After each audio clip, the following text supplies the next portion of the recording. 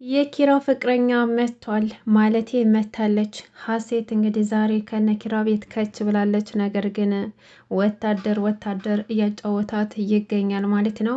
ውድና የተከበራችሁ ቤተሰቦች እንዴት ናችሁ? ደህና ናችሁ? ከኔ ጋር ሁሉም ሰላም ነው። ለዚህ ቻናል አዲስ ከሆናችሁ ሰብስክራይብ ማድረጋችሁን እንዳትረሱ። እንዲሁም ነባር ቤተሰቦቼ እንኳን ደህና መጣችሁ። ዛሬ እንግዲህ ጽናት ድራማ ክፍል 48ን ይዘን መጥተናል። ቪዲዮን እስከ መጨረሻው በመከታተል አብራችሁኝ ሁኑ ማለት ነው።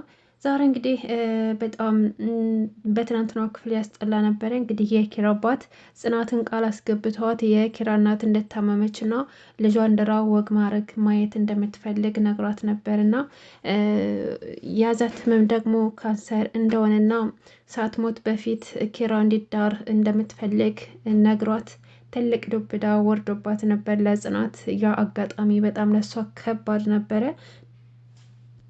ነገር ግን ምንም ብታፈቅረው የእሱን ደስታ ማየት ስለምትፈልግና የእናቱን ስቃይና መክፋት ማየት ስለማትፈልግ የኪራ አባት በጠየቋት መሰረት ቃል ገብታላቸው ነበረ። እንግዲህ ሀሴት ወደ ቤት በምትመጣ ሰዓት ከኪራ ጋር አቀራርባ ለትዳር እንዲበቁና እንዲፋቀሩ አድርጋለሁ ብላ ለኪራ አባት ቃል ገብታ ነበር። ግን የኪራ አባት ምን እያደረጉ ነው እንዴ? ያበዙት አልመሰላቸውም እንዴ? በዚህ ልክ ጽናት መሰቃየት የለባትም። ከዚህ በኋላ ጽናትና ኪራ መሰቃየት የለባቸውም። እውነት ለመናገር ስንት ነገር ተጋፍጠው ነው እዚህ የደረሱት።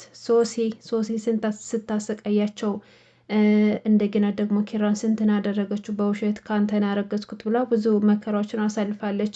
አሁን ደግሞ ቤቲም ደግሞ አይታችኋል። ጽናትን እስከ መመረዝ፣ ልጇን እስከ መግደል፣ ልጇን እስከ ማስወረድ ብዙ ነገር ብዙ የግድያ ሙከራ ማድረጋባት ነበር። ብዙ ነገር አሳልፋለች። ይህን ሁሉ ፈተናዎች ካሳለፈች በኋላ ደግሞ አሁን ደግሞ ሀሴት መጣች ማለት ነው። እስካሁን ድረስ በእርግጥ ከጽናት ጋር ምንም ችግር አልፈጠረችም። ነገር ግን ቤት ውስጥ እኔ ያውቃለሁ ስለ ሀገራችሁ ፖለቲካ እያጫወታት ነው፣ ስለ ሀገር ታሪክ ምናምን እያለች ናሆሜንና ኪራን ስታሰቃያቸው አይተናል ማለት ነው። ደግሞ ምንም አይነት የሴት ወግ የላትም። ሁለ ነገሯ ወንዳ ወንድ ነው የምትመስለውና የሆነ ጎረምሳ ነው እንጂ የእውነት ሴት አይደለችም። ደግሞ ከክፍለ ሀገር የመጣች ሴት አትመስልም። ጭራሽም የከተማ አውደልዳይ ወንድ ነው የምትመስለው ማለት ነው።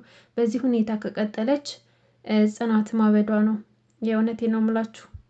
እንግዲህ ኪራ ሄዶ ከመናኸሪያ አምጥቷት ካመጣትም በኋላ ምግብ በልተው አባትየው ደግሞ እያሳየችው ባለችው ባህሪ ራሱ በጣም ተደስቷል። ምክንያቱም የጓደኛው ልጅ ስለሆነች ከጓደኛው ጋር እየገባው ቃል አለ ይመስለኛል። እንግዲህ በዛ መሰረት ልጆቻቸውን ሊያጋቡ ፈልገው ነው።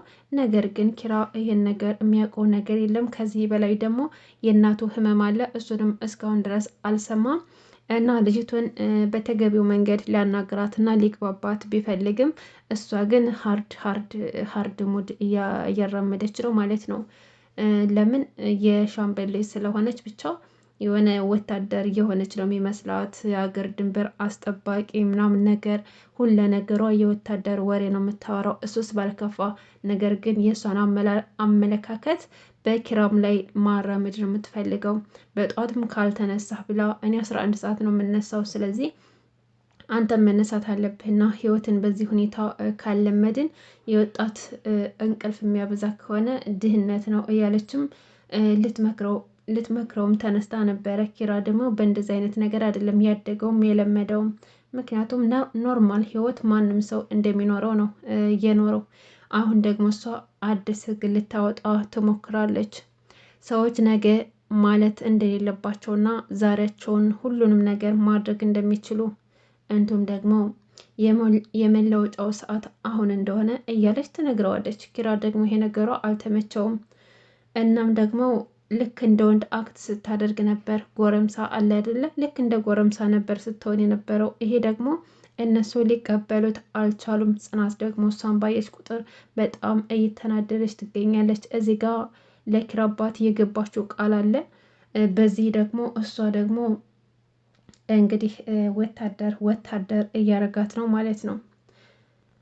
እንግዲህ ኪራ ልጅቷን እንድትተኛ ካረጋት በኋላ ሲወጣ ጽናት በሩ ላይ ቁማ ነበር። አንቺ ደግሞ ዝም ትሰሪያለሽ? ቀናሽ አይደለ? ቅናት አቃጠለሽ እያለ ሲላትም ጽናትም ደግሞ እንዳልቀናችና እኔ እኮ ሳሎን ስጠብቅህ ስለሌለ ላይህ መጥቼ ነው ትለዋለች ማለት ነው። እና አጠሪኝም እንዴ እዚህ ለምንድን ነው የቆምሽው? እያለ እንትን ሲል አሁን ሰው እንዳንረብሽ ጋሼ እንዳይመጣ እና ወደ ሳሎን ሄድና ተኛ እያለ እያናገረችው ነበርና ልጅቷ ሀሴት ተብዬዋ ትመጣና ምን እየሰራችሁ ነው እዚህ በር ላይ የምትንጫጩት ብላ ስትላቸው ጽናትም አይ ምንም እኔ እኮ ራትሽን ስላልበላሽ እዚህ ላምጣልሽ ወይ ልልሽ ነው የመጣሁት አለቻት። ስሚ አንቺ ይሄ ክፍል እኮ አልጋ እኮ ለመተኛና ለማረፊያ ነው እንጂ ምግብ ለመመገቢያ አይደለም እየተሰራው፣ አልጋ ደግሞ ክብር አለው እያለች ልትመክራት ብድግ አለች። ጽናትን ደግሞ ይቅርታ ሁለተኛ አልደግምም እያለች ይቅርታዋን ጠይቃታለች። ሀሴትም ደግሞ ትምህርት ስታገኘ ይቅርታ መጠየቅ የለብሽም መማር ነው ያለብሽ ትላታለች። ወይ ደግሞ በአንድ ፊቱ ማንደጅ አድርገዋ ነይዝ ኦቭን አድርገውና አንድ ጅበት እያለ ትናገራታለች ማለት ነው። ጽናት ደግሞ ይሄ ነገር አልተመቻትም፣ ጭራሽም ቅናትም አለባት። በዛ ላይ ደግሞ ይሄን ነገር ስትናገራት በጣም ተናዳ ነበረ። ትታት ስትሄድ አየሽ ጋሸን እንረብሸዋለን ስትይ ራሱ ጋሸ መጣለሽ አላት ማለት ነው። እንግዲህ ሁለተኛው ጋሼ መጣላት ማለት ነው። ሀሴት ልክ እንደ አባት ልክ እንደ ትልቅ ሰው ለዛውም ደግሞ ልክ እንደ ወንድ እየሆነች ነው ማለት ነው። እንግዲህ ጽናት ተናዳ ትሄድና ለምሩ ትነግራታለች። ምሩም ደግሞ አረ ተረጋጊ፣ ምንድን ነው ያናደድሽ በዚህ ልክ? መቼስ በሀሴት ቀንተሽ አይደለም አይደለ አለቻት። ጽናትም ደግሞ እኔ ምን ብዬ ነው የምቀነው? ምን አስቀናኝ? ደግሞ ልጅቱ ምንም ስርዓት የላትም። ጭራሽ ደግሞ አልጋ ለምግብ መብለያ አይሆንም ለማረፊያ ነው እንጂ ነይ እስቶቭ አድርጎና አንድ ጅበት እኮ አለችኝ። እንዴት ነው የሚያደርጋት? እሷ ማን ነኝ ብላ ነው የምታስበው? እያለችም ንደቷን ለምሩ ስትነግራት ነበረ። ነገር ግን ጽናት የሰሞኑ ባህሪዋ መለዋወጧን ማንም ሰው የተረዳት የለም። ይሄ ሁሉ ነገር ግን ለኪራ ዋጋ እየከፈለች ትገኛለች። ኪራም እንግዲህ የጽናት ባህሪዋ እንደዚህ መለዋወጡ ምንም ስላልተዋጠለት፣ ቆይ ጽናትዬ ምን ሆነሽ ነው እንደዚህ የተቀያየርሽው? አንቺም ትወጂኛለሽ እኔም እወድሻለሁ። ምን ሆነሽ ነው እንደዚህ የተቀያየርሽው? ችግር ካለ ንገሪኝና እንነጋገርበት ይላታል። ጽናትም ደግሞ ከአንተ ጋር ደግሞ ምንድን ነው የምነጋገረው? ምን ነው የረሳሁልህ መሰለህ እንዴ? ምኑን ትቼ ምኑን እንድነግርህ ነው የምትፈልገው? አንተ ማለት እኮ እቤትህ በሰራተኝነት ተቀጥራ የምትሰራን ሰራተኛ የደፈርክና የምታፈቅርህን ሴት ደግሞ ያሳበድክ ነህ። ምኑን ትቼ ምኑን ልንገርህ አለችው። ኪራም ደግሞ በጣም ተናደደ። ቆይ ምንድን ነው እያወራሽ ያለሽው? ቆይ ስለዚህ ነገር አናወርም አልተባባልንም ነበር? ምን እያወራሽ ነው አላት። እሷም ደግሞ አንተ እኮ ነህ ስለ ራሴ ነገረኛ ያልከኝ፣ ደግሞ ሁሌም ቢሆን አዲስ ሴት ባየ ቁጥር ትቀያየራለህ። እንዴት ስስት ከለርህን በየሄድክበት ትቀያየራለህ። ስለዚህ እኔ ምን ላድርግህ? አሁን ደግሞ ተራው የሀሴት ነው መሰለኝ። የረሳውን ልመሰለህ እንዴ? እኔን እንዴት እንደደፈርከኝና ህይወቴን እንዳበላሸው የምታፈቅርህን ቤቲን እንዳሳበድካት የረሳውልህ መሰለህ እንዴ አለችው። ኪራም ደግሞ ጽናት ይኸውልሽ አሁን በጣም ትዕግስቴን እያስጨረሽ ነው፣ እጄ እንዳላነሳብሽ አታስገድጅኝ አላት። እሷም ደግሞ እንድናደድና የሆነ ነገር እንዳደርግ ትገፋፋዋለች። እረፊ ቢላትም ልታርፍለት አልቻለችም። በስተ መጨረሻም በጥፊ መታት። ነገር ግን ቢመታትም በሱ ቂም አልያዘችበትም። ምክንያቱም የምትፈልገው ተናዶ እንዲተዋትና ከሱ እንድርቅ ስለሆነ ማለት ነው። ስለዚህ ለጊዜውም ቢሆን ይሄን በማድረጓ ትንሽ እረፍት ሰጥቷታል። ለምን? አሁን ከገባችበት ነገር በቀላል ነገር የምትወጣ አይደለችም። ለአባቱ ቃል ስለገባች ማለት ነው። አባትየው ደግሞ ጽናትን አደራ ብሏት ወደ ስራው ተመልሶ ሄዷል።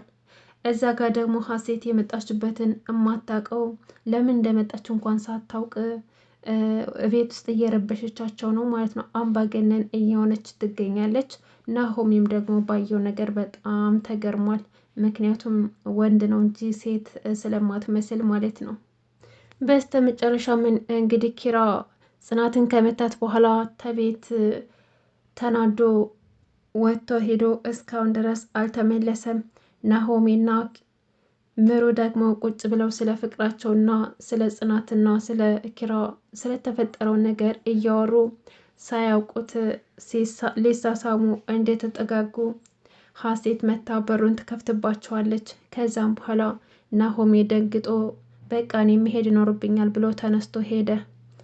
ምሩም ደግሞ በጣም ደንግጣ ነበር። ምን ነው ባትገባባቸውና ፍቅራቸውን ሁለታቸውም ፍቅራቸውን ተገላልጸው ነገሮቹ በተስተካከሉ ነበር። ነገር ግን ሀሴት በመሀል ገብታባቸዋለች።